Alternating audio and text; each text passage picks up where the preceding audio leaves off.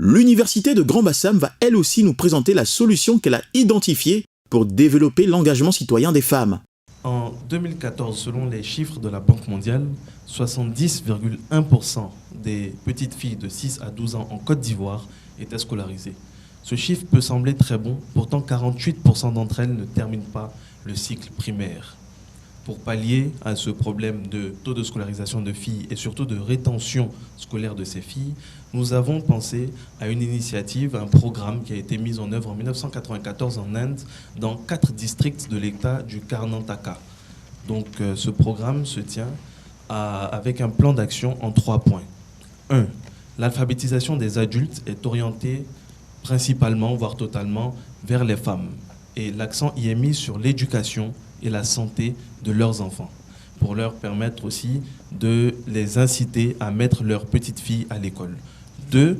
La création de centres de formation non formels pour les filles de 6 à 16 ans, et les programmes et les horaires sont orientés selon les besoins spécifiques de ces filles qui sont non scolarisées ou déscolarisées et souvent travaillent parfois peut-être le matin au marché.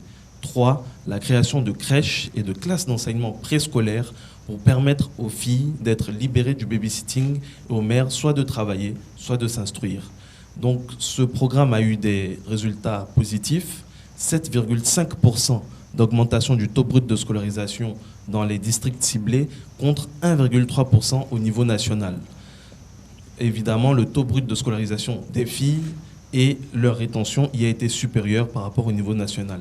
Comment impliquer ce programme ici en Côte d'Ivoire? Nous avons pensé une stratégie qui ne sera pas seulement gouvernementale, comme ça a été le cas en Inde, mais qui sera une stratégie hybride, une initiative hybride que nous appellerions initiative Nos filles à l'école. Hybride, pourquoi? Parce qu'on va avoir les moyens du gouvernement, mais aussi faire participer les organisations non gouvernementales et les collectivités locales, par exemple les chefferies villageoises, parce que c'est à l'intérieur du pays que cette initiative aura un retentissement national et un impact fort sur le taux brut de scolarisation de nos filles en Côte d'Ivoire et de leur rétention scolaire. Je vous remercie. Fatou? Aminata, je suis sous le charme. Le charme de cette équipe réside dans la posture droite et confiante de son présentateur. En plus, sa voix vient donner du coffre à ce qu'il dit. Il a une voix posée, il a une voix calme, il a l'air de savoir exactement ce dont il parle et je vous félicite. Bravo.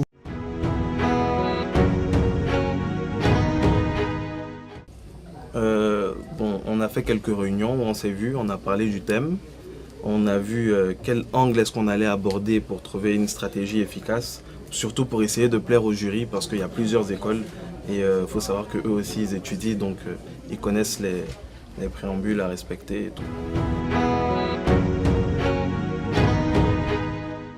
Peut-être pas de prouver ce qu'on vaut, mais plus pour se former, je dirais.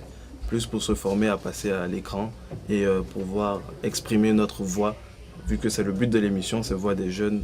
Donc c'est un plaisir et un honneur pour nous de représenter l'Université internationale de Grand-Bassam à l'émission Voix des jeunes.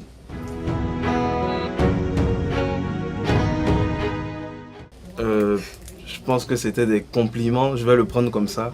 Je vais essayer de faire mieux là encore la prochaine fois. On va plutôt rester sur un peu de modestie pour ce premier passage.